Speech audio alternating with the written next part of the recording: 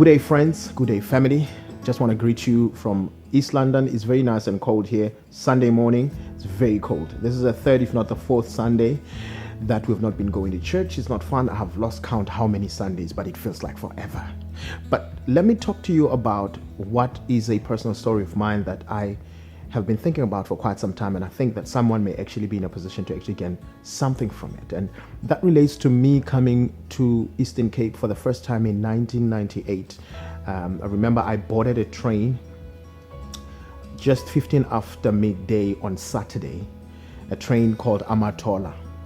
And I arrived in the Eastern Cape in Stutterheim around about 10 to 7 in the morning and boarded a taxi from there to King Williamstown, and from King Williamstown to Alice. And I was going to Fort Hare University. And when I arrived, not knowing anybody, not knowing even the language, isiXhosa itself, and got there, was told that, well, there was intshukumo engalawulekiyo, a student protest action that has been taking place in the weeks before, or a week before.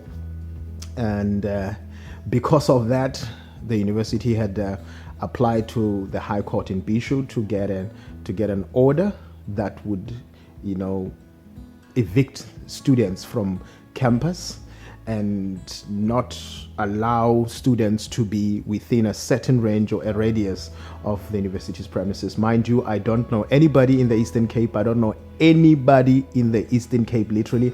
And I don't even know how to communicate in isiXhosa. And one thing that was even more traumatic about it is that when I went to the closest shop around there, I found white people speaking isiXhosa, and I figured that I'm in trouble.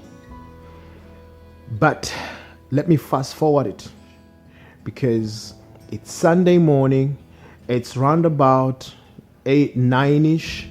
That's round about the time when churches should begin. So the first and foremost thing that I need to do is to find me a church. Now, because I couldn't speak in isiXhosa, dragged my case, and I was looking for people that would look like the people that are going to where I normally go on Sunday, that is to church. And all well and good, I did so, spotted some sisters, and I didn't talk to them. I just looked at where they're going, and I followed, kept a very safe following distance behind them. And I figured that they are going to church because they had Bibles, they were nice and neat, and they looked familiar, So they went to a hall in Alice. I can't remember what the name of the hall is, but that's where Reverend Chibase, Lucky Chibase, was holding his Sunday church meetings. So I walked in there and I was immediately at home.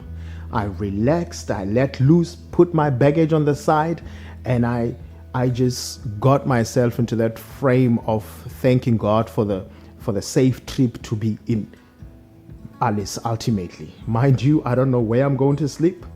And you see, because where I come from, in the church where I come from, I played the keyboard. So there was a keyboard on stage, and there was no one playing the keyboard, and it was intercession, and I figured, let me go and do what I do best. And I went up there, started playing the keyboard, and we had loads of fun. No one came up stage, and I only learned after church that the gentleman that used to play the keyboards at church had actually just gotten a job in Queenstown. So it was his first Sunday that he was absent at the church. So it was such a perfect fit. It was to be. And after that, the pastor came to me and asked me, who are you? Where are you coming from? The first time we seen you, by the way, thank you for playing the keyboard with us. And it was such a beautiful experience. And I told him my story. And at that time, Pastor Chibase was actually still studying at Fort Hare as well. I think he was doing his honors in theology. And he then said, look, this is the situation. Actually, this is what is happening at Fort Hare. So yeah, there is a court order, and this is the situation, but don't worry. You will sleep where we sleep tonight, and you will eat what we eat tonight. So right there and then, my problems and my worries had just effectively disappeared because I was in the safe hands. And thank God for Pastor Lucky for having had even the vision to have City of Light where it was in Alice. Where am I going with this? I'm going to this thing. I'm remembering the church, the song that says, let us go back to church. Let us go back to church. Let us go back to church. That song has a whole lot of meaning to a lot of us. And I pray that it has a whole lot of meaning to you too. Because at this time of COVID-19, of isolation and lockdown, I promise you, we need church now more than ever before. We need church now more than ever before. It is not cool that churches are closed. It is all well and good to say from the comfort of your being used and accustomed to not doing anything on Sunday, to say, but well, you can have church in your own house and you can pray to God. You missing the point. It's not about that. There's something about the fellowship of the saints that is very critical to the life of a Christian. And this I bring to you, my friends, to say that I think time has come that we stop being quiet about the fact that church is closed, the buildings are closed, and we are just supposed to follow suit and just be okay with that. Because David says, I was glad when they said unto me, let us go into the house of the Lord. I was glad when they said unto me, into the house of the Lord, not into my house. There's something about the fellowship of the saints that the person that has never been in the fellowship of the Christians would never understand. And it would be a futile exercise to even try to explain what is it that is so important about people going to church. But here's another thing. One of the things that are a cause of death and suicidal thoughts and depression is this isolation that is so much that exacerbates the problems of the people. We need church. We need church. I can do church in my house. I can do church wherever I am. And in fact, I do it even in my car. I do it in my house.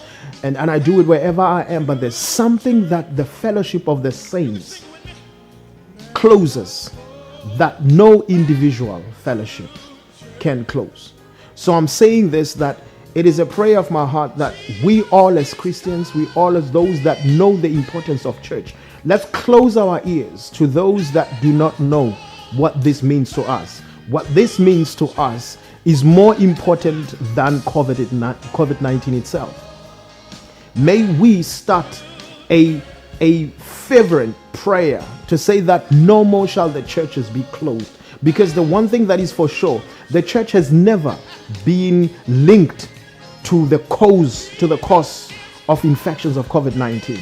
I can tell you now that I go to gym. Gyms are closed. I mean, they're open right now. And whichever machine that you use in the gym has been used by probably 50 people before you. And there are more people that are going to use every single machine in that particular gym. But the gyms are open. And yes, there has not been any scientific proof that gyms are the super spreaders. In the same way that church has not been linked to the super spread effect of COVID-19. I don't know what it is that makes it so okay to close the churches, but it is not okay. It is a plan. It is a calculated plan. It may not be from the politicians. They may not be aware, but it is a plan to slowly kill the one thing that is left of humanness and humanity in order to advance the agenda that is already taking away so many people's lives. So we need to speak this message. Let us go back to church. Let us go back to church. Church is not for the perfect people. Church is for the sick. We want to go to church because we're sick. We want to go to church because we need comfort. We want to go to church because we need a word of encouragement. We want to go to church because we want to feel the love. We want to go to church because we belong. to a family when we are in church. These are important things that people need the church for. May we start this and run with it for the sake of the sanity and the restoration of this country. May God bless you.